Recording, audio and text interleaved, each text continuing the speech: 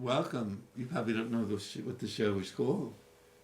Actually, I don't This anymore. is called Love and Friendship. Oh, okay. So thank you Cool. thank you so much for joining us for Love and Friendship. And this is someone I love and who's a good friend. My best friend. Isn't that nice? We're elves, right? Yeah, we're Ever-loving friends. We're elves. Ever-loving friends. ELF. Yeah. So, Michelle Schou is her name. My name is Michael Coran. I'm your host.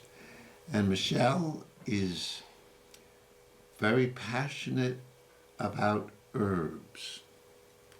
We went to a Rosemary Gladstar herbal conference. Not quite a year ago, I don't think. I know. I think it was In February, right. yes. Yeah. And Michelle's going to share her herbal wisdom with you now.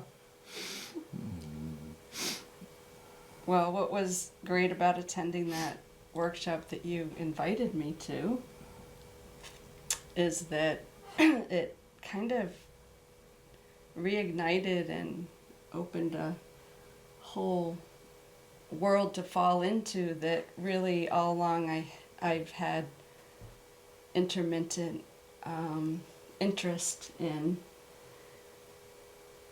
But someone who I met here, Sylvia, Who's in the control room and I making hope it I'm saying her name correctly. possible for us to commune with you. Yeah.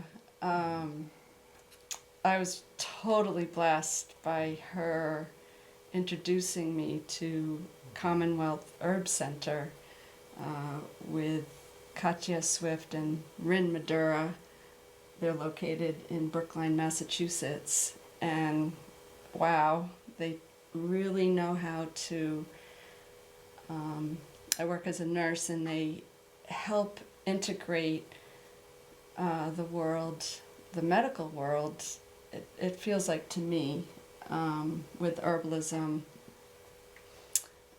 Plus, just the way that they're able to teach, and also their orientation to bigger issues such as the environment, and also people really caring about society. They offer special programs, education programs for prisoners, and also women, single mothers of color.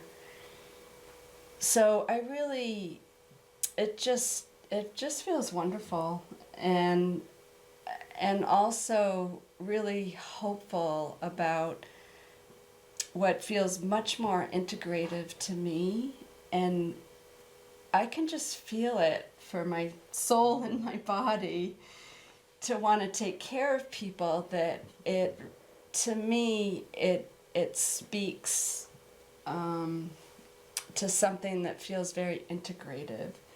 So doing things like caring for people, maybe working through their fever, and understanding that the body is really doing a natural thing to fight a fever by heightening the temperature and making the body inhospitable, and yet really watching for dehydration. I guess I just have felt uncomfortable a lot of times in the allopathic world of medicine. Before you get into that, Yes. what do you mean by integrative? Integrative, and how did I use that? You used that. You liked this because it was, I believe that was your word. Yeah. Integrative, and by that you mean? I mean, if you're working with plants, that's a living, that's something that's living. And so So in some ways, you're connected to life by working with another thing, something else that has been living. Oh, so it's in some ways another word would be connecting then, yes? Yeah, connecting. Um, but also, connecting and connecting to a lineage that is pretty old, very old. Oh, In working with the whole herbal plants. community, which goes way before civilization, I'm sure. Yeah, I am remiss to whenever you see an herb that has the word officinales. So, like ginger, the Latin name is, I think it's zingiber. I'm not exactly sure about that, but it has officinales as part of its Latin word. Yes. So if you have the word officinales with it, it seriously goes back in time. Oh, It would be helpful if I knew why? the serious element to it. Why? But I know it's 1,000 years, but I have a feeling it's way more than that. But I'm not. I had the impression that it's very long. Now, Yeah. you might not know this? Did regular doctors like Hippocrates started? Did they use? They might have used. I think they used herbs too, purgatives and other things. It wasn't just alternative in the past. I don't think. Oh no, not No. at all. Yeah, in fact, 80%. The World Health Organization, 80% of the world's population uses herbs. So. So I'm connected to or integrated with earth and plants. Yeah, the problem with Western herbalism is that there was a separation between the allopathic medicine and then herbalism. And tell our audience what allopathic is. Allopathic is using that's a good question, but it's using medications that I think they separate constituents into a certain type of pill. So an aspirin comes from a plant, I believe, and an aspirin is parts of the plant are taken and put into a little pill. Right. But I think it's more than that. I think it's the tract of for example, healthcare professionals that doctors take, nurses take, that teach a certain orientation, and that really, with herbalism, it really is a separate course, which, maybe over time that will become more integrative, but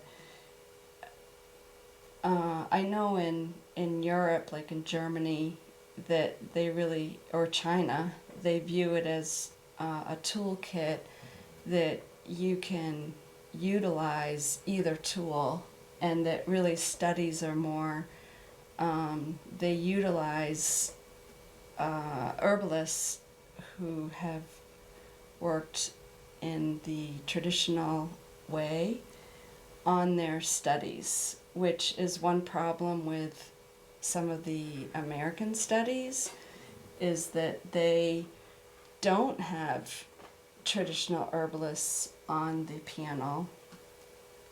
So, for example,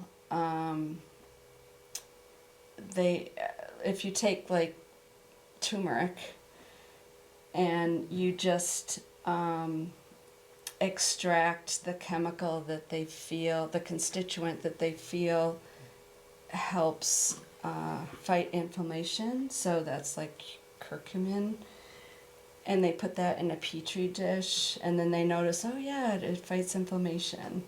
So then they make supplements because, you know, a lot of our studies are backed by a way that they're going to make profit. And so, you know, that's very different. So if you're taking that supplement, it's really different from like a traditional herbalist would use the whole plant, which really has other constituents in it, like the volatile oils and. So am I still missing a lot when I just use the turmeric root, the raw root, and cut it? And put No, it the in my root blender? is the plant. That's Yeah. the plant? Oh, It's good. part of the plant. I'm good. Yeah. I am good. I do that with ginger too. Right. Yeah. Yeah. I see what you mean. Like the whole plant. You have to know what part of the plant you're going to use. Yes. So It an might be herbalist would know It that. might be turmeric leaves, who knows, and stalks. Right. I think it might be just the root. I'm Yes. pretty sure. So no, but utilizing it, the root is using kind of the way the whole plant is put together. Yes. That you really get. It really does make a difference, and Now, does it Yeah. matter if I mean, you can buy ground turmeric root, which I've been eating lately in my drink in the morning, and is that different than getting the root, which I'm doing now, and cutting it and blending it?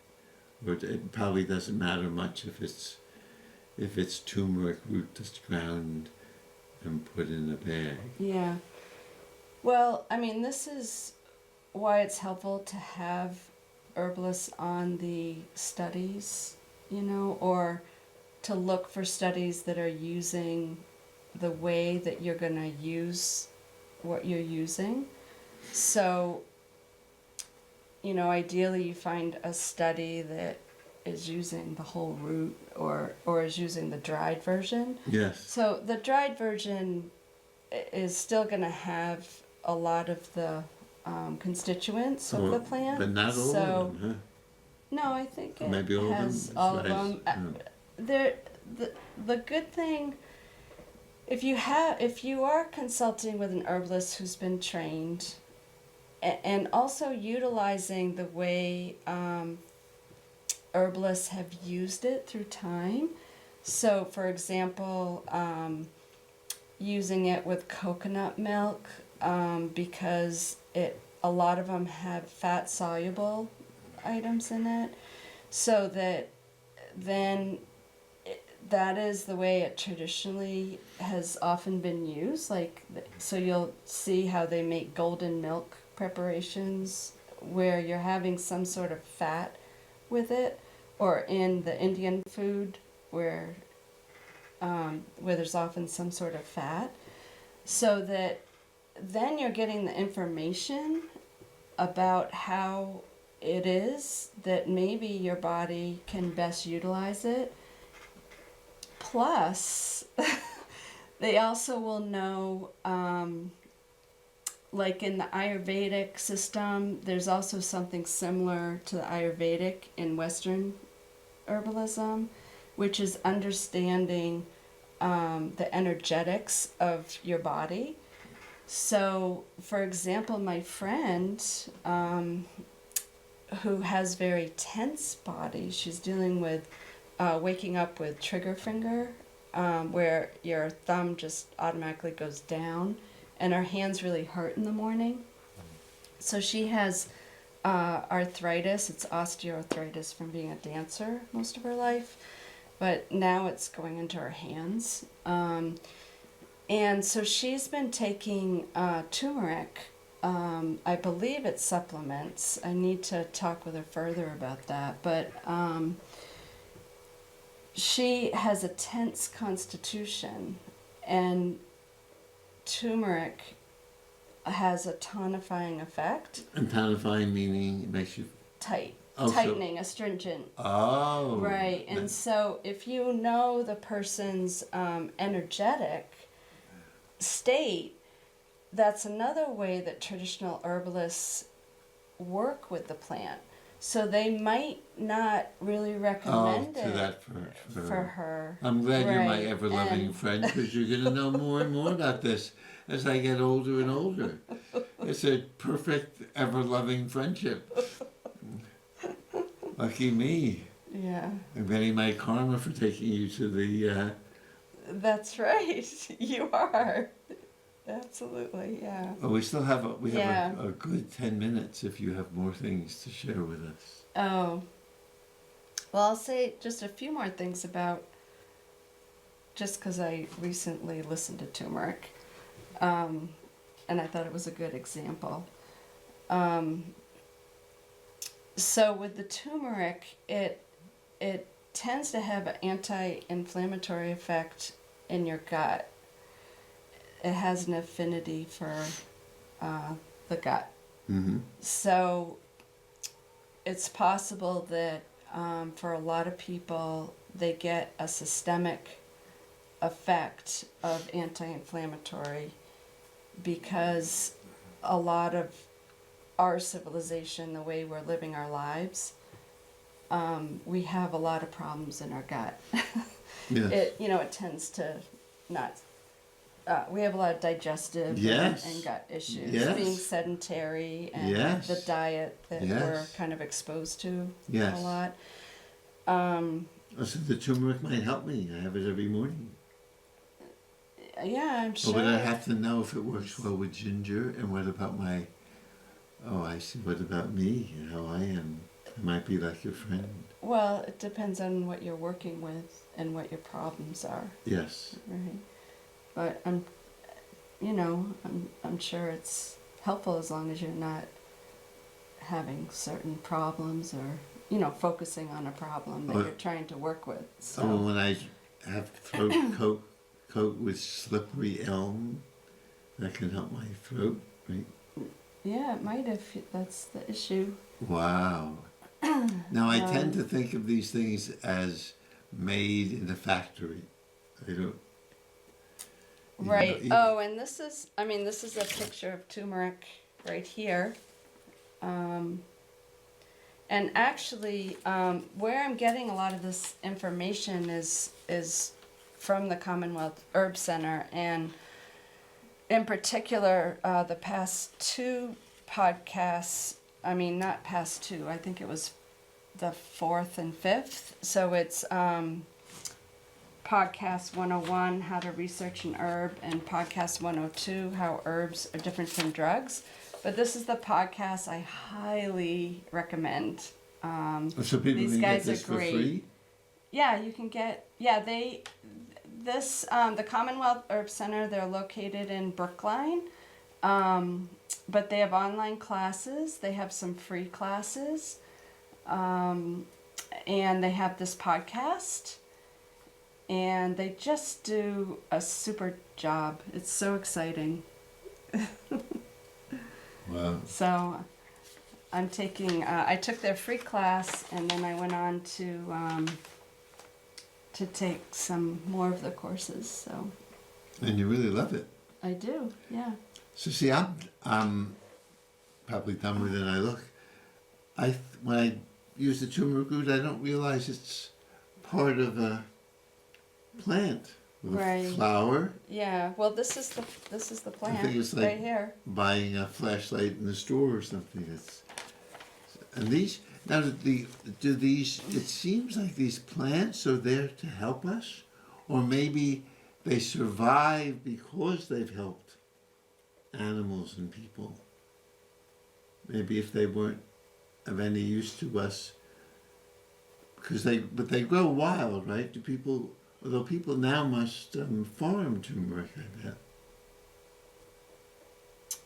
Right, yeah. I mean, some things grow wild that really are all around us, which is quite amazing. Such as? I think goldenrod, white pine, mullein. And they help us, right? Yeah, they can help you. And really we've lost some of this knowledge that, for example, the goldenrod it really has gotten a bad rap because often people think we get allergies from the goldenrod when in fact it comes out the same time that ragweed does, Oh, and it can really help us. what is And it? What does goldenrod do? it can help with the allergy, and it also is great for has an affinity for the urinary system. So it can help in a UTI, especially with cranberry. So all these plants are But you can cultivate. can be too, helpful yeah. to us. They can, and it's good to Nature is be care. in relationship with it. Nature can care for us if we have a good relationship, Right, and we can care for them too. and we care for them. Yeah, that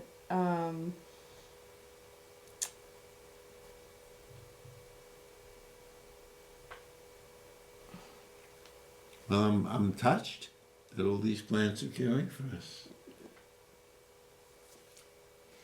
All will be well.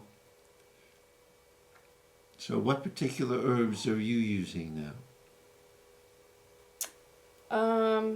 it kind of goes on and on because I'm learning about them and I'm so excited. So you just take them to try, and you're like, Well, I little, just find out one thing after another that I need and am interested in. So I'm thrilled. I can't believe how many things I'm being helped by. want to tell us? Maybe we can be helped. Well, calendula oil that I grew the calendula and I made the oil myself, Wow. which was cool. I dried it and I get edema in my legs and I have varicose veins And they were edema is swelling? hmm So it acts like a light compression stocking in some ways. It really helps reduce some of that swelling. Yeah, it's like a salve that you put on? It's a lymphatic stimulant. Yeah, it's it's oil. So I put it in almond oil for a month, and shook it, and then I also add Thayer's witch hazel rose oil, and so the two of them combined. It's a lymphatic stimulant, so that can move fluid through your body. And it's helping you? Totally helped me. Wow. Yeah, I know it is. It's really fun. Yeah, I was totally achy this summer in my legs, and so that totally helped. Yeah. So. And do they fight major amazing. diseases like cancer or MS or Actually. diabetes? Probably diabetes, huh? Yeah. I mean, there are ways that you can work with it, and yeah, they totally can help. There's a lot of herbs that, like cinnamon, or there's a lot of herbs that help reduce or increase the insulin, reduce the insulin resistance. So it makes the insulin more receptive to work. Because when we overdo it with sugar all the time, soon our insulin reception is really compromised. So they could have herbal drugstores if they have regular ones. Well, they had tried to do that at Harvard Square. It didn't quite work. Right, yeah. It's controversial. I think, in some ways plants are for the people. And I know in Europe they have decided to regulate the herbs, and sometimes they decide, like kava you can't get because it's, they are regulating that. So, it's controversial. Probably makes people want to go out and get some kava. What can kava do for you? Oh, kava is I haven't gotten to kava yet, but I know it is relaxing, and I think it generates good feelings. Oh my. Yeah. Oh, so you've tried, have you tried I haven't tried it, yeah. Yeah, it's, And that must be it's, good for the plant. If yeah, it generates good feelings, more people will cultivate it. And right. It's hard because sometimes studies are done not, they don't capture the whole situation. mhm. And so a study can make it so that something is not on the market. So sarsaparilla root, I think, is one where they injected like enormous quantities of the constituent into, a lab animal. And now it was taken off the market. The Oh, FDA because took it it did off the bad market things because to it did bad things to the animal, sarsaparilla root. Right. And yet it really didn't, it really wasn't reflective of the use, like the traditional use, which was not using that kind of quantity and not using just that constituent. Is my What an understanding. exciting It's my world. We have to say understanding. goodbye. Time flies when we're Okay. being healed with herbs.